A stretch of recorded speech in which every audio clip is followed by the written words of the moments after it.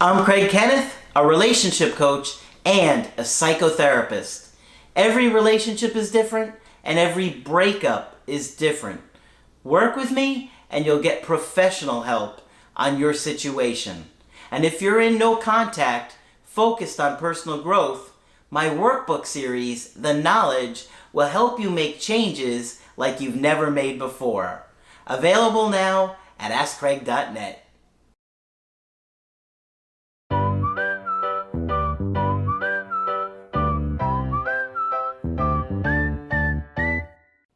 Hi there, I'm Coach Craig Kenneth. And I'm Coach Victoria. And in this video, we're going to be talking to you about finding love again using a simple mindset and a shift in your perspective. Mindset is everything, and that includes in your romantic relationships. Yep. You know, a lot of times we might think about our mindset with maybe our finances or our career or our fitness, but we kind of neglect that in our relationships. It matters just as much in our relationships to think about the way we think and the way we approach things, our perspectives, our beliefs. And so that's what we're going to talk about today. Yeah. And the big thing that kind of encompasses everything that we're going to talk about is looking at things more positively instead of that negative mindset, because that can really bring you down, impact your mood, your affect, and how you go about trying to navigate your life. Because if you just have this negative mindset, you might give up easily and not be motivated to try and make changes or make positive growth in your life, right? And sometimes we don't even realize that we're doing it. Sometimes we're not even aware of the beliefs that we hold about ourselves, about other people, about the world, about love. And so it's really important, first of all, to be aware of it. Be aware of the way that you're talking about yourself. Margaret used to talk about self-talk a lot, the way you speak to yourself, the things that you believe about yourself. And so these things are really important. And if you're going through a breakup, we know that a lot of our viewers are going through a breakup, have been through a breakup recently. Man, a breakup can do a number on your thoughts and your beliefs. It can really limit you. Absolutely. And so one of the beliefs that comes up a lot is just the idea that I can't. You know, and these are some of the limiting beliefs that we talk about. And a limiting belief being exactly that. You know, something that you believe about yourself or the world that limits you. You see how there's a stop to what you can do, what you want to do, what you're capable of. And so I can't is a very common limiting belief that shows up in relationships. Like, I can't find someone. I can't date. I couldn't possibly date. I can't do relationships. If we're going through a bad breakup and maybe we've made a lot of mistakes, we might start to think to ourselves, and I just can't do relationships. I just suck at relationships. And so be aware of these kind of thoughts. Sure. Because if you have this mindset of I can't, why would you even try? You already believe you're going to fail. So what would make you want to make an effort or put yourself in a position to be successful? Right. And you want to be able to challenge these thoughts. You know, when you're feeling like I can't, tell yourself, no, I can. I can. It's a simple. And this is why we're saying they're simple mindset shifts. Yeah. Just be able to say, what if I believed that I could? Yeah. What would that do? Yeah. Like, you know, sometimes people will say something like, well, I can't do this. I can't do that. And I'll be like, no, you can't fly. Okay. You don't have wings. You can't take off and just start flying around. Tell that to the Wright brothers. I meant like you can't fly with your arms or jump in the air and fly away, right? You can't do that. But you can, you know, meet new people. You can put yourself out there. You can pass that test that you're afraid of failing. Right? And you can love again. Yeah. Right? So opening your mind up in those ways can be really helpful, as tough as it is, because our brain is constantly telling us a different story. Another thing we want to talk about is it's rare to find someone I connect with. Yep. So this is another thought that comes up a lot, especially if you're dating again after a breakup. This scarcity mindset will really hold you back. We know it's tough. We know you might not be in the position to even be thinking about dating other people. It's totally understandable. But if you have this mindset of, I'm never going to connect with somebody else like this again, you're really setting yourself up for failure. I remember talking to a few people over the years, not very often, but some people will be like, I am literally not attracted to anyone else. Like, not one other person. I've had only maybe 2 or 3 people like that over the years. But they absolutely don't think it's possible to even be attracted to anyone else. They haven't been before and they haven't been since. And so, when they have this mindset and refuse to see that it's even possible, what do you think that's going to set them up for? Shutting down and not even giving anybody else a real opportunity. Yeah, so you really want to be aware of these things. And there are some communities that are a bit smaller, maybe a little bit more limited, maybe less fish in the sea, the queer community being one of them. It's just minority, less in the population. The lesbian, left-handed Eskimo community that lives in Antarctica. Those specifically. There's only one of them in the whole community. They're typing with their left hand right now. It's like, oh, it's me, I'm here. Find me. Send someone to, please. And so even in more limited communities, sometimes you have to think outside of the box. And sometimes that even means creating a community. I was talking to somebody recently who was having trouble finding their people, and they were able to create that community and, working on that and building that. And so sometimes you have to be innovative, and there's 2 schools of thought. You can have a limiting belief and just have that stop you and think, well, it ends here. Or you can have a limiting belief and think, okay, well, how can I solve this problem? How can I be innovative and, surpass this and find new ways through this? There's a will, there's a way type of mindset. Yep. So that's a simple shift that can get you pretty far. And you also have to be willing to think outside of the box in terms of your social life. So that might mean being involved in different hobbies. For some of you, it might include online dating at your own risk. Talking to neighbors, talking to people at the bus stop, being able to kind of have more of that mindset of there is an abundance of people who are willing to connect with me and love me and care for me, and that I could grow a romantic connection with. Yeah, I mean, there's 8 billion people in this planet, right? Right. And probably, 60% of them are married or taken, maybe 50%, right? I don't even know what that's a lot of. There's billions and hundreds of millions of people that are available. That's true. You just got to keep looking. But only one lesbian left-handed Eskimo in Antarctica. You have to go to the other pole to find someone, and they're right-handed because of the other pole. They switched it up. They work together, Exactly.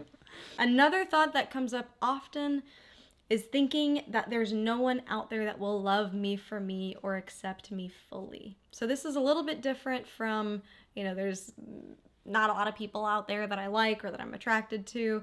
This has more to do with, will somebody fully see me? Will somebody fully understand me? And this is more of a self-esteem based limiting belief. And it's really stemming from that core belief of I'm not good enough, or I'm not normal enough, or I'm not worthy.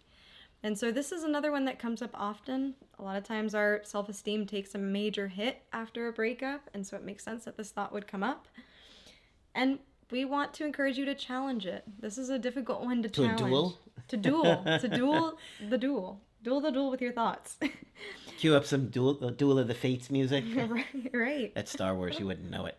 I don't know it. I just pretended to know it. They know by now.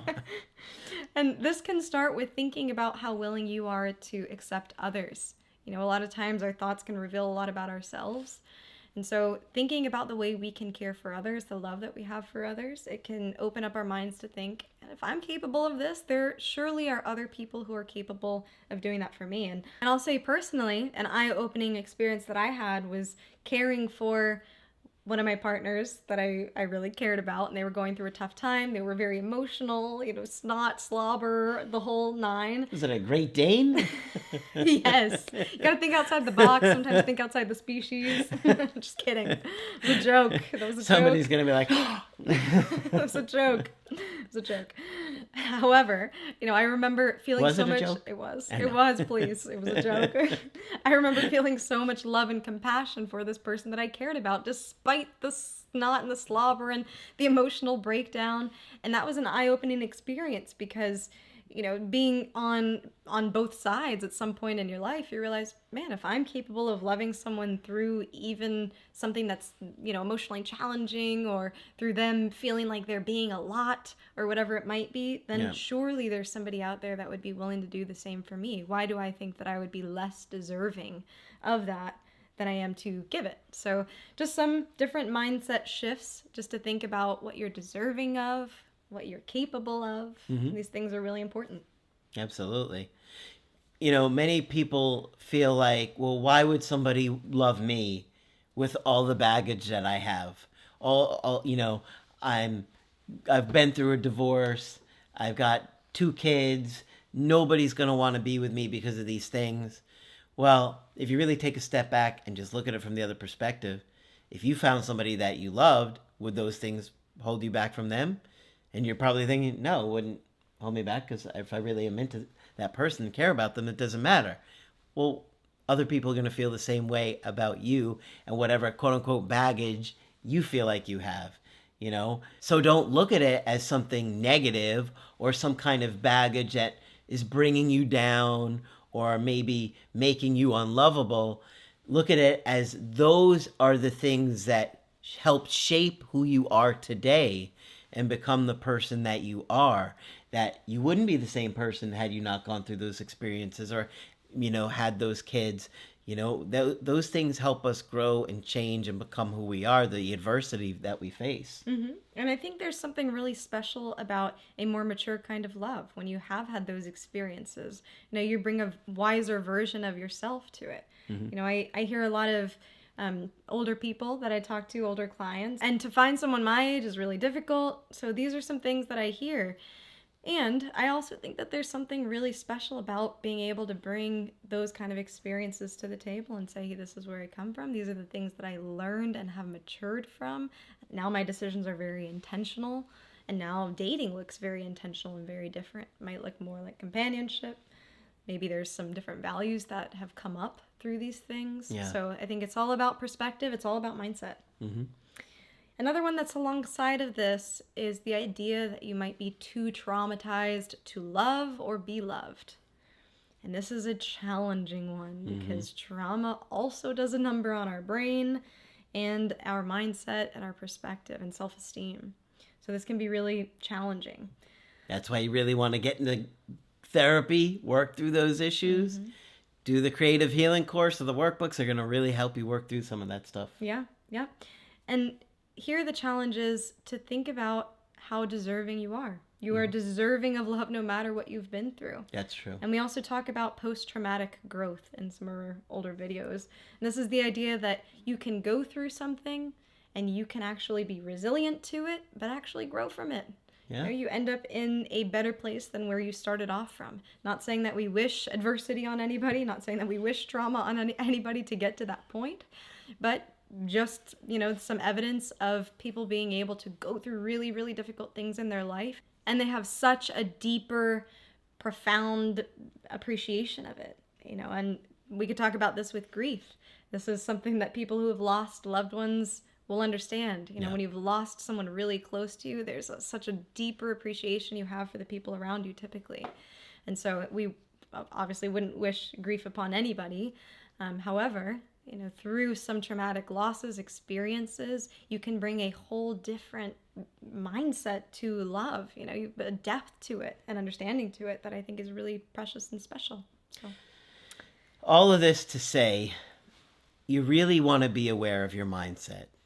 And if you are more open to having a positive mindset, you're more likely going to have new opportunities presented to you, more doors opening, because you're going to be more receptive to those things.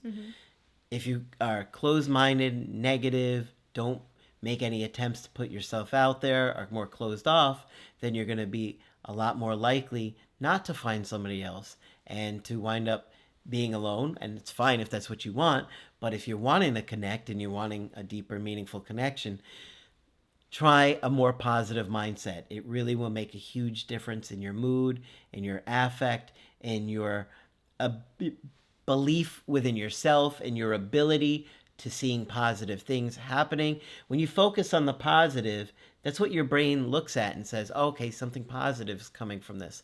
If you focus on the negative, you're going to be pessimistic, guarded, maybe depressed, and give up, right? So something to consider, right. Obviously. Not easy to go through, but you definitely want to be aware of these things. Right, and mindset is everything. Your perspective is everything. Hope is one of the biggest motivators that we know. So, all right. So hopefully you found this one helpful. And of course, if you want our help personally, you could do that on my website, ascraig.net. I do email coaching and I do Skype. Coach Victoria is also available for Skype coaching. I'm here whenever you'd like to chat. Just click on her name at the top of the website to schedule with her. But that's it for this video. I'm Coach Craig Kenneth. And I'm Coach Victoria. And we will talk with you soon.